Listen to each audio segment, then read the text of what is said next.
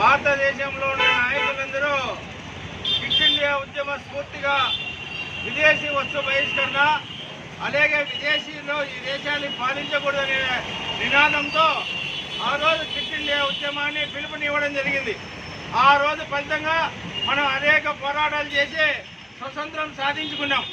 కానీ ఆ రోజు స్వతంత్రం వచ్చి ఆ రోజు క్విట్ ఇండియా ఉద్యమాన్ని పిలుపునిచ్చి దాదాపు 82 సంవత్సరాలు పూర్తయిన సందర్భంగా ఈరోజు భారతదేశంలో ఉన్న అనేక రంగాలను, అనేక జాతీయ సంపదలను క్విట్ కార్పొరేట్ అనే రూపంలో వ్యవసాయ రంగాన్ని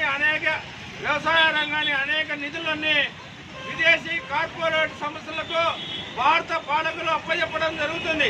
దీనికి నిరసనగా ఇప్పటికైనా భారతదేశంలో ఉన్న వ్యవసాయ రంగాన్ని కాపాడడం కోసం విదేశీ కార్పొరేట్ పెత్తనాన్ని చెలాయించుకోకుండా విదేశీ వస్తువుల దిగుమతిపైన ఆంక్షలు